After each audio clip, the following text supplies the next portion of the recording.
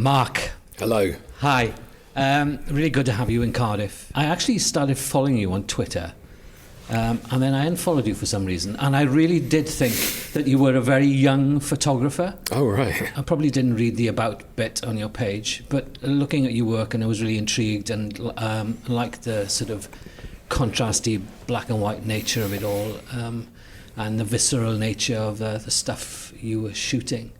How long did it take you to find your voice? And that sounds really cheesy, but how long did it take you to find your voice as a photographer? That's an interesting question. I think I lost my voice or visual language about halfway through the last 20 years when I started photographing the protest stuff.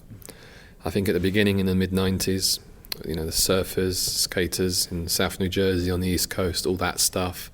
Then back in a little bit in the later 90s, back in London, kind of the queer alternative scene, shooting on a mixture of black and white and colour film. I had a studio in Limehouse, darkroom. I used to handprint the colour prints, all of that. I definitely had a style, definitely had a visual language, and I think I've definitely got that now. But when I kind of spent 8 years documenting political protest, I think I lost it a little bit. I was shooting more for news. I was shooting more for the, there and then, filing it and getting it to the desks. I don't think I was particularly good at it at first, covering political protest.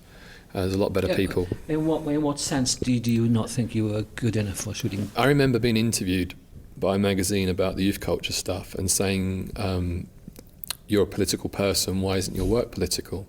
And I was saying, well, my work is political. It's skaters, it's punk, it's surfers. Of course it's political, but you're really political, you're really left-wing. And it kind of seeped in my consciousness. And I thought, well, maybe I'll start looking at political protest. And I started doing that. And then at the very beginning of it, I look at those pictures now and I'm horrified. But I got better over time. And I think towards the end of it, particularly like with the Millbank stuff and all of that, I think I kind of got into the really good groove. And I was doing really, really good pictures. I was proud of those pictures. But I still didn't feel I'd really quite got what I wanted. And when I sort of moved away from that after 8 years, I kind of went back to where I started, really. And that was skateboarding, youth culture, then the graffiti work, the queer scenes, all of that. And somewhere along the line, it was moving back into black and white. And it's kind of the Japanese photographers and the blacks are really black. Yes. And really dark and heavy, and my designer and the printers hate me for that. Yeah. The paper dust Yes. on the zines. I mean, every zine before it leaves my place is checked by me, and I throw them away if there's even if a slight out of alignment, because the pictures go across. One picture goes across 2 pages, so even just a fraction of a millimetre white line would jump out because the blacks are so black. It works for me. Basically, a brave decision to opt out of that news element and go for something that you wanted to do. Was there a sort of seminal moment? Was there a sort of road to Damascus moment when you decided, no, I'm not doing what I want to do, really? I think there's a mixture of different things that happened that led me to that decision. I think there's the economics of it. The freelance photographers shooting news or public order work. The way the structure of the industry is now, with particularly with the agencies, and every newspaper would have the subscription deals. They've already bought the picture before they've got it. Why would they pay a few £100s to a freelancer? It would have to be particularly different and better. There was a couple things. There was the amount of times I was assaulted by the police didn't help. Taking up cases against the police. I'm proud of all the stuff we did about photographers' rights and all of that. That was really good. But I had really got to a point where I kind of wanted out of that world. But it was covering the Millbank riots with when the Conservative government, or the coalition government, had increased student fees. And, it was a very hard day photographing the Tory HQ getting smashed up. I'm really proud of the pictures I got that day, and there's a particular picture that a number of photographers got And that picture was on the front page of every newspaper the next day, and the Guardian critics wrote about how it was a seminal, amazing, poignant picture, and I agree. I know, but it wasn't my picture. I was standing next to the guy who got that picture. But I was kind of thinking after that day, what am I doing? Why am I here? Why have I put myself through all of this to not make any sales and risk limb and life maybe? And I also, even though I think I was a better photographer of covering political protests by then, I won out. Did you feel protected by your camera at all during protests? Depends. Sometimes you're a target because of your camera. A target by both sides? Both sides, multiple sides. I photographed a number of the English Defence League protests. Some of them are right-wing nationalists, some of them are neo-Nazis. And they would go after the cameras. I had one particular time when my camera was smashed into my face by a protester. That protester got a police caution for it. But in 2006, I was hospitalised by the police. I successfully sued them and did that again in 2008. So, I think you are a target sometimes, yeah. Don McCullin said something on Radio 4 the other day that he thought photojournalism was dead. There's no photojournalism anymore, that because access is limited to what you can do. I mean, he spent some time in Syria. He went to Palmyra and had a look at Palmyra. He took one shot of Palmyra because there were soldiers telling him that he couldn't go any further, couldn't do any more. And that sort of restriction, I suppose, is that part of what's happening to us as a society, that everything is being clamped down and being sanitized?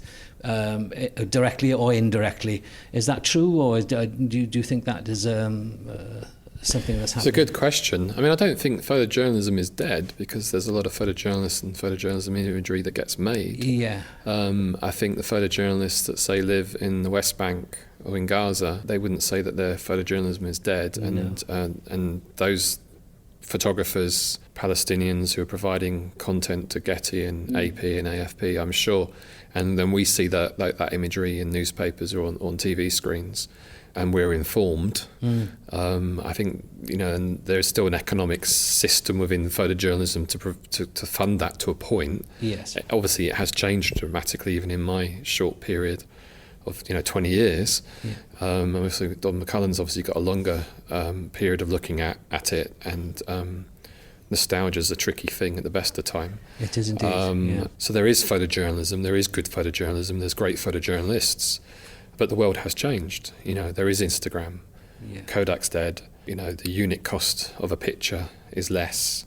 Companies won't fund stories in the way they used to. Freelancers will go off and self-fund a story, take all the risks, do all the insurance to get the story wherever they go and get it, and then bring it back and then sell the story. So there's all sorts of things going on.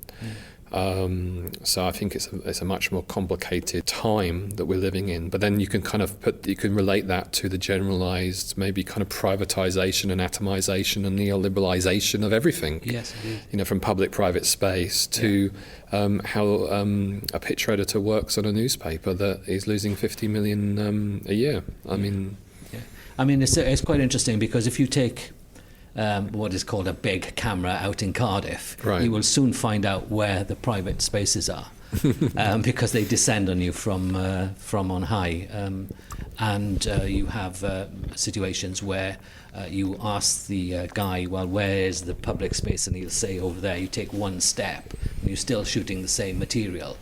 But they get quite upset by all it's that. It's bizarre, isn't it? It is very, very bizarre indeed. And Cardiff is developing like that. I mean, for example, the big art centre, the Millennium Centre down in Cardiff Bay, has little stars dotted all the way around it.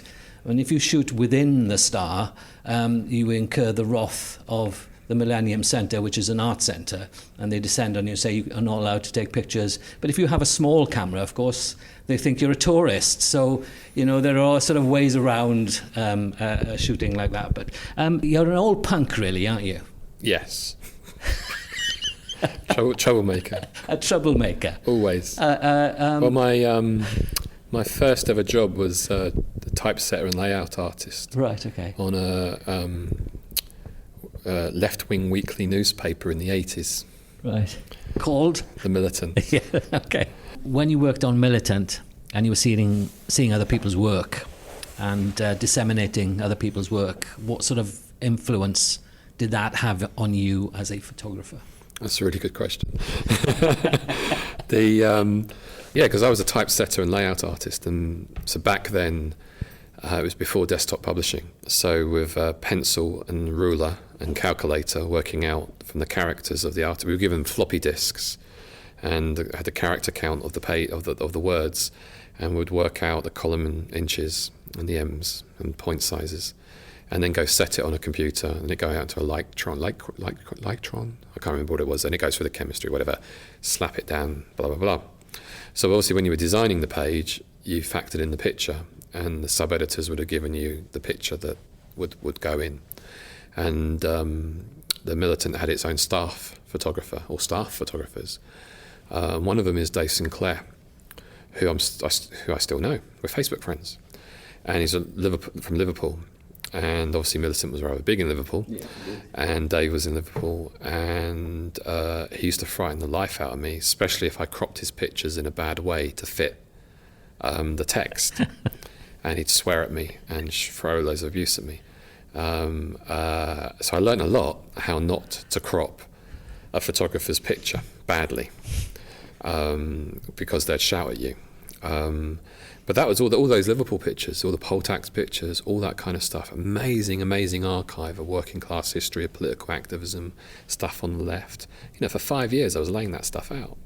It must have had an effect as for me later, because when I left working there, I went to art school and then became a photographer. So it must have all fed in, and it must also feed into how I do the zines and self-publishing, because I've got even though I've got a designer that does my stuff, but I've got an eye, and I'm very prescriptive in how I want it to work. So I know how to lay out a page. But yeah, there was some amazing photography that came through those years that was vibrant and very, very, very political. And it's nice I'm still friends with him, actually, because I have a huge respect to him as a photographer. Does that all that stuff lie in an archive somewhere, Mark? I think he's got it. So I think he's done a couple books. Right, okay. I think there's a recent one on Liverpool. Yeah, I mean, that's the kind of stuff that Cafe Royale would like, I think. I mean, I think there's so many amazing photographers out there that got amazing archives, all that kind of stuff. Yeah. And even though I think my road on the protest stuff was rocky at the beginning, I think obviously I feel I was better towards the end.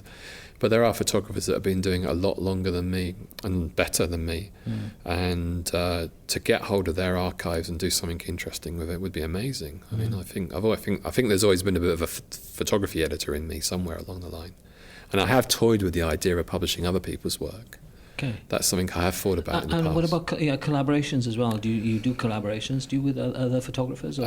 I have. I mean, Brian David Stevens. Yeah. We did the writers, not the writers' zine because that was mine, but we did a show down Leek Street under Waterloo Station, and because we worked on the graffiti stuff early together. That was really good. Brian's a good friend. I mean, we met covering protests. Literally covering protests. We became friends. So I've done collaborations with him. Collaborations with the Photocopying Club when we did the Xerox and Destroy show. Matt Martin, a young photographer, really a great photographer. The Photocopying Club project that he's done is brilliant. Yes, he curates the Doom Gallery. So I think collaboration is important. Yeah, I think that's what we lack here in Wales. Actually, is this sometimes when we meet people who come from London, or photographers in London working, and the vibrancy of a photographic scene, if you like, in London compared to down here is immense, really.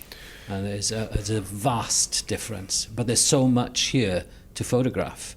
I mean, living in Cardiff, I don't actually live in Cardiff anymore, but I could spend my whole life photographing City Road in Cardiff and the streets behind City Road, because it is an exceptional place with exceptional people in it, and exceptional things happening all the time in that particular street, and graffiti art happening there as well. Right. That's another question I wanted to ask. There's a lot of sort of commissioned street art. Yeah. and then behind the streets is where you get all the action happening. Yeah. And that's the interesting places to be. Yeah, street art doesn't really do it for me. No. So, I mean, I'll appreciate creativity and style, and there's some great street art out there, but it is the writers, the graffiti writers, I'm more interested in. I think going back to the kind of the how large London is London is just large. Yes. So even though the photography world is small, obviously compared to Cardiff and London, it's different. I mean, the photography scene in London is big enough for you to have people you don't like. And have, there's that kind of, it can be complicated. Yeah. But at the same time, there's enough people there to collaborate with and work on things at different times in your lives. And also, meeting up for a coffee and having a chat with people and sharing.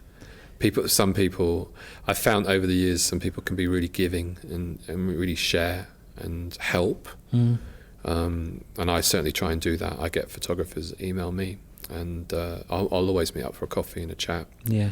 I get a lot of emails about zines, people thinking about doing zines and or self-publishing, and basically the coffee shop at the photographer's gallery, meet for a coffee, have a chat about it, and hopefully I help them think about it. So pass it on. Yeah. And I suppose in this new brave world, I should probably try and think of how to monetize that and turn it into a workshop or a masterclass. But I've not done that. But I'm not saying I wouldn't. Jumping ahead a little, and your new project, Vandals, which is that's a jump. A big jump, I know. But I think kind of right time to sort of talk about it. But there was a program on telly the other night about the Middle Ages. And art in the Middle Ages, and it was surprising because there was a wonderful quote in it about vandals, which was written in 1663. Definition of a vandal: a vandal is a willful destroyer of anything beautiful, venerable, or worth of preservation. And it went on to say that vandals were wanderers. Looking for something, a lost people. And do you think? It's a brilliant quote. It's a brilliant quote. It off you. Yeah, it's fantastic. They were kicked out of Europe, the Vandals, and they went to North Africa and then moved along the North African coast and ended up in Carthage and created amazing art. They created of its period. There was mosaics, etc., but they were well into art. Now, that word vandals has been appropriated by the establishment as being something nasty and evil and bad. Now, let's discuss. Well, the new zine is predominantly pictures of a graffiti crew in London who they do a mixture of legal and illegal graffiti. So that's why it's called Vandals, a name that they're very happy with. So obviously the kind of establishment state view of vandalism and the idea of using the word, that's one way of using the word. But obviously the subjects of this documentary project are quite happy with the badge of honour of being called vandals, and they refer to each other as vandals, and the graffiti scene does that. So it's a good name, and it's a good name for the project because it's also an honest representation of how they see themselves, but also maybe how people who don't like what they do see them. So are they wanderers in that respect? Are they? I think they might be actually, when they're wandering over rooftops and over fences, wandering the city. And particularly with where my work's going, the idea of the neoliberal city, the city that's under lockdown, the city that's privatised, the city that is controlled, the city that is under surveillance. And you have these young men who are disrupting that. They may have many different reasons why they're doing what they're doing, and for me to intellectualise it, they may laugh at me. I actually have an academic writing a foreword for Vandals. First time I'm ever having a foreword in one of my zines. An urban geographer is going to write 200 words explaining vandals, so that will be interesting. Yes. But I think graffiti writers have many reasons why they do what they do. and they come from many different types of backgrounds and different age groups and social groups and ethnic groups. But predominantly men, it seems. Yeah, that was a question I was going to ask you, because not exclusively, not exclusively, but predominantly, I would say. Right. Why do you think that would be the case? That's a really good question. I don't think I have the answer. I mean, there is kind of a machoism, and there's kind of, but any kind of description of trying to answer that question will give a disservice to the women that do it. So I don't want to do that, because there are women that do it. But I like the description of the wanderers, wandering the city, looking for opportunity to write your name on a wall. Yeah. And even though it's maybe temporary, I mean, the hope is maybe it's there for a long time. The hope that it's in a position or a place of prominence that can be respected. But obviously the city moves and changes, things get painted over, other graffiti tags get painted over the one that's been put up. Obviously with technology and going back to photography and how photography's changed, obviously the writers photograph their own work, and then there's a documentation of their own work, which could be classed as evidence as also of their own criminality, if that's how the state would look at it. So. Yeah. And what I'm doing, photographing them doing this. It's a criminal act, is it? Well, I'm not doing a criminal act, but some of them are engaging in what would be seen as criminal damage. I'm documenting them doing that. So potentially I'm providing evidence of that criminality, potentially, or alleged criminality, as we're recording. Yeah. But I'm there to document a subculture. I'm trying to understand it, and I'm trying to inform the public about this subculture, that it's not just, not the two-dimensional view of how people see graffiti writers. Do you admire them? That's a really good question, and kind of loaded. Yeah, it is very. And I'm sure the lawyers for this project will be wanting me to answer it very, very carefully. I'm a documentary photographer. I think what I document is truthful of what is in front of me. But at the same time, I'm a sentient being, and I am not impartial. I'm a product of my upbringing, my class, my educational background, and my general interests. So my work is visually polemic. It is a viewpoint, but actually I think that even protects me further, and actually I think it protects the public, because they know where I'm coming from. I am a left-wing photographer. I'm against the neoliberal city. I'm interested in documenting people that are disrupting that. So there is a politics there. But at the same time, I think the ethics of what I do is very honest. What I'm trying to do, what I'm trying to produce is an honest representation of this. I don't think I could get in this close to people if they didn't trust me and didn't understand. I've never done graffiti myself. I've never got a desire to do graffiti. But I do understand it a lot more than I did before I started photographing this. And I respect the act of disruption, the act of transgression. Yes. So that's a real roundabout way of trying to maybe saying yes. Did you protest when you were younger? Yeah, absolutely. Yeah, I was. From the 80s onwards, I was involved in political protests. Yeah. Right. We're going to jump back a little bit. Back to the protest work. Yeah, the protest work and the miners' strike, especially. And it became, because I kind of lived through all that. I was living in the valleys and had connections in West Wales with miners in West Wales, and it was a very strange time to live through. And what became apparent was the full-on nature of the power of the state. Absolutely. And the only other time I'd come across this was when I actually sat down in a court of law when the judge stood. We all sat down, and to feel the power of the state saying send them down because of contempt of court and all that sort of stuff. It's quite a frightening thing. It really gets the adrenaline pumping, makes your heart pump.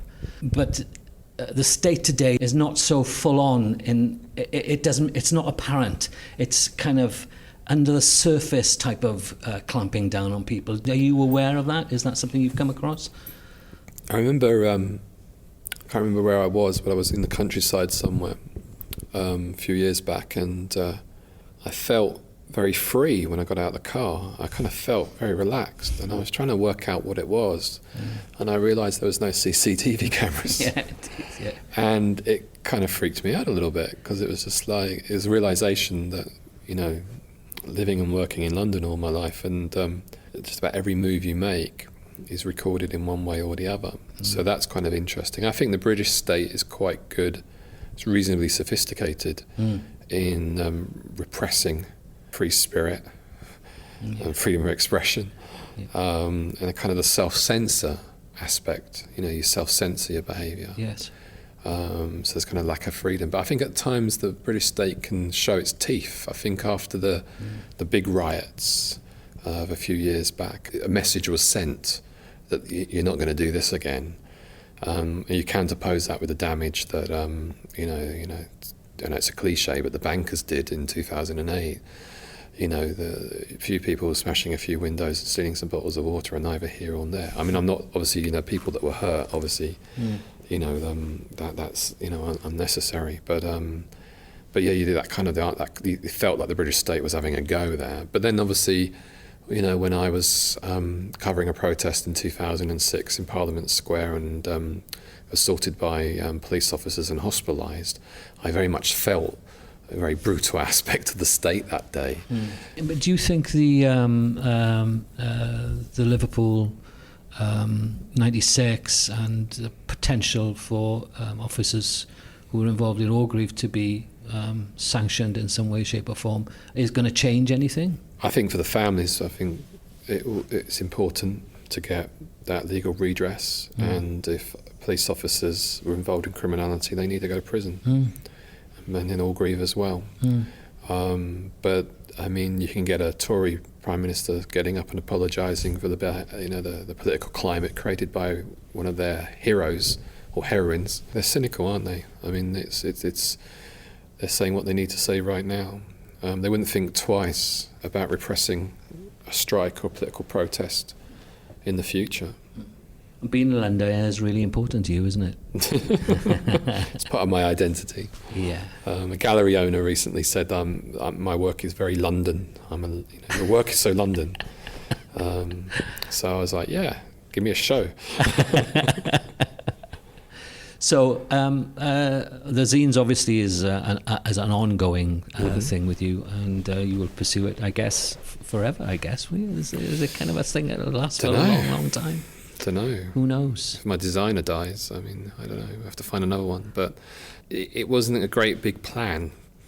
You know, we did the first one in 2012, Writers, of the first sort of part of the graffiti work, and I never thought there'll be another one or another one or another one or another one. But it's like we just keep on going and doing it. Just the pure beauty of having the work presented in that format. You know, having the work. For having that destination to the book format. And dare I say, being accepted by the establishment, by Tate? Yeah, because I'm a complete and utter sellout. Yeah, absolutely. Well, yeah, I mean, Tate Britain, putting all of them into the library collection, not the collection, it's in the library collection, so not quite there. Yeah. But and also with Millbank and that van, the Cafe Royale book, you know, been in MoMA in New York. So yeah, so you know, I'll be dead, civilization survives, maybe, and someone can research these kind of quirky little books, scenes from decades before, and maybe it will be useful to someone. That's kind of cool. I mean, going back to sort of the Vandals theme again, it's very ephemeral, the art, in a way, isn't it? And I was wondering if you have conversations with the guys about its ephemeral nature. I mean, what do they feel about its ephemeral nature? And what do you mean by that? Well, I mean, you know, because the council will come along, either paint it over or clean it off, and it's gone. It can be gone overnight. Is that important to them, or does that not matter to them, do you think? I think if a piece is there for a long period of time, obviously that shows a certain amount of respect by maybe other writers, that the fact it won't be written over. Right. Or it's in a position where it's very difficult for an aspect of the state, part of the state, to paint it over, to buff it over. Right. But then I think also their self-documentation of their work, and it goes on a Instagram account, and it's out there. So it's a bit like installation art. I mean, site-specific installation art. An installation that goes into a particular space at a particular time, and is used in that space, and the only record of it is the documentation of that. It lends itself to that, which is kind of interesting. But I suppose if they happen to have a documentary photographer documenting it, I'm documenting them, because obviously I'm not particularly documenting what they're painting, I'm documenting them. But that must be an interesting thing to have. And it may be more interesting, 20, 30, 40 years later for them, that they can pull that off the shelf. And that was me when I was whatever age. So So you have, we have a situation where you have a Banksy on a wall, and everybody goes, wow, Banksy on a wall. But one of these guys could equally do something exceptional on a wall, which would be regarded as illegal. So what makes Banksy, who decides that Banksy is good and their work is not so good? Capitalism. Art market. Simple as. And the idea that a judge in a court can decide what is artistic or isn't artistic is bizarre. Who's to say? I'm not a fan of Banksy's work. It's interesting that it's worth so much. And the fact that a piece of his goes up, gets put behind perspex and protected, and then the wall will be removed, and it's but it's the art market, it's capitalism. It's somewhere along the line, the added value has been added, and it has as far as that market is concerned. But the young graffiti writer that's doing something on a wall that I photographed, it could have as much artistic merit. Well, that's what is art. I mean, I went to art school. I got a degree and a master's in fine art, so maybe I can decide what is art more than a judge. But even then, why would it be down to anyone? Have you ever been tempted to actually make moving images? No, I'm quite happy with stills. Okay. Yeah, I mean, those moving images, they move, and there's all this sound stuff, and it sounds like a lot more hard work. So I think I'll leave that to the professional filmmakers.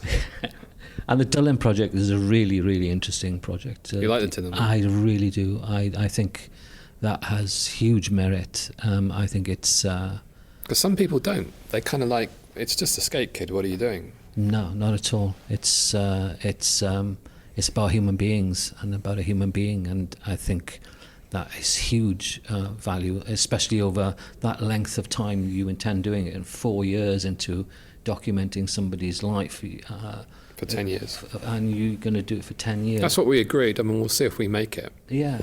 I mean, documenting Dillon Part 2 is basically ready to go. It's just that Vandals has kind of got in the way. Yeah. And yeah, we're friends now. When we first started, I knew his sister, and she introduced me, and he was up for it. But over the time, we've become friends. So in a way, the way it gets shot now is different. We'll meet up and have some food and have a wander around and take some pictures.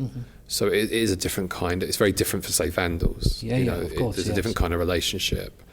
And his life is changing, so therefore documenting other aspects of his life. And we'll see where it goes. Maybe by the end of it, he's not a skater. He'd kill me for saying that, but that would be kind of interesting. It would indeed. Do you keep notes of your work, especially on a long project like that? Do you keep a diary of it, or No, I don't. No, just okay. No, I don't keep anything like that. Okay. I've actually got a really good memory. Yeah. Seriously. Yeah. I don't write anything down. I look forward to seeing more of that, because I think that's my favourite work. Great. You do. I think it's fantastic. And what's your least favourite of mine? What's your least favourite? Least favourite of yours? That would be interesting. You're just like, I don't get that. Well, no, I was intrigued. I've been intrigued by your work for a long time, and I guess that The Berlin one I did find a little difficult. And I was, I kind of didn't float my boat very much. Yeah. But maybe I don't fully understood its context. Maybe it's true though. I mean, I've got mixed feelings by it because it is literally a 2-hour walk around that particular park in Berlin. Yeah. And the pictures aren't as strong. I mean, maybe it was a tactical mistake on my part having a launch of the Photographer's Gallery and then BJP doing a feature on it. And it's kind of like maybe people who didn't know who I was then seeing all this and thinking, God, this work's crap. Who's this guy? So are there gatekeepers in the world that we work in? Gatekeepers that will allow this sort of work in, but not... Well, I suppose that there are I think by very nature there's gatekeepers. I mean, if you've got creators and directors of galleries, they're going to decide what they want. It's really interesting. Martha Cooper, the great Martha Cooper, who photographed all the kind of 70s graffiti in New York, had a show at a gallery in East London, and I went to a talk that she did and got to meet her and take some pictures, and some film director I know who's an old graffiti guy who's doing stuff, so it's all really good, really great stuff. And I really thought the gallery would take a few of the zines, and I dropped them off, and they held on for weeks to make a decision, the director of the gallery. And they came back in the end and said no. And it was one of those moments when I really thought, I'm really surprised that this particular gallery isn't taking this stuff, considering that you've just had Martha Cooper, not putting myself up to the same level as her. I'm a huge fan of her work, but here is some stuff of London graffiti, of public-private space. Why wouldn't you take it? I have no answer. No, they didn't explain it themselves. They got no obligation to explain themselves. Yes. The irony is this was a small gallery on Brick Lane, but Tate Britain takes it, but they didn't. So, I mean, some gatekeepers are nicer than other gatekeepers. Why things end up in magazines, why people are hot at this particular moment or particular time. I mean, I don't like going to private views. I don't play the game. I don't do awards, don't enter awards. I mean, I'm not very good at schmoozing because I get kind of intolerant of people. If I think I'm allowed to swear in this. Yeah, go ahead. Yes, if I think someone's an arsehole, I'm not going to put any time in to try and ingratiate myself with them. Yeah. I'm just getting on with what I want to do. Yes. And make what I'm making. Obviously, I'm hoping there's an audience for it and that people will like it and get it and understand it and want to buy it. Yeah. And if some of those are gatekeepers and they can give you more access and more financial stability, then all well and good. Is there any area you wouldn't tackle in that sort of subterranean world that, the graffiti world? Is there anything that you think, no, I'm not sure? Yeah, even with vandals, there's been a full stop because I've not documented anything to do with trackside. So, I mean, the British Transport Police are very hot and, in my view, rather repressive. But if the writers I was documenting were doing stuff like that on their train lines or track sides, and if I was photographing that would put a huge, great big flashing light on me. And I've consciously decided not to document that. But there's the ethical and legal questions of if I start trespassing, especially if it's a train track. So I'm also 47, Will I be climbing over those types of fences? Yes. I mean, there's some fences I can climb over, but there's not those kind of fences. I get one more question there, really. I'm intrigued that you did a lot of writing, especially for The Guardian, etc. Do you still write? No. No interest? Absolutely no interest. It was a time and it was the right time, right place. It was the political protest stuff. It was the assaults on me. It was being put under surveillance by the police because of that. It was all the stuff around Section 44, the Terrorism Act. I'm a photographer, not a terrorist. The NUJ stuff I was involved with. So I started doing the communist-free pieces for The Guardian, but that's because I was working on an investigation with them. So they kind of gave me all the communist-free stuff to kind of build me up, I think, in a way, build the brand. And then it was, I took these stories about surveillance and the environmental activists and all of that, all to The Guardian. Got the front pages, the articles, all of that. It was a good couple years of really interesting, amazing work. And I never thought, I would ever be the person that would ever done that kind of stuff. I love the fact that exists. I know my mum loves it. That not only did I have a picture credit on the front page, but I also had an article credit on the front page of the Guardian and the FT. So it was right time, right place. I mean, saying that, I recently wrote something that was kind of like a communist free on my own blog about the EU referendum. Yes. And that's the most recent thing I've ever done where I actually sat down and thought, I'm going to write something. And I did that to try and work out what I was going to do, how I'm going to vote. But when I made that very conscious decision to move away from the protest stuff, all the investigations, all the surveillance stuff, all of that, just to kind of draw the line, move away from it. That's when all the graffiti stuff came, and then all the more back to the skateboarding, back to all the kind of the youth culture, kind of back to where I started really, but with 20 years experience and 20 years eyes, and hopefully 20 years better photographer. Yeah, that's a bit of a circle really, isn't it? Yeah, it's a circle, and I feel much more comfortable. I feel much happier where I'm at with that, and I also think the work is better. And I've got no desire to sit down and write anything, even for money. So seems a good place to stop. Thank you very much, Marc. Okay, Cheers. thank you. Thank you.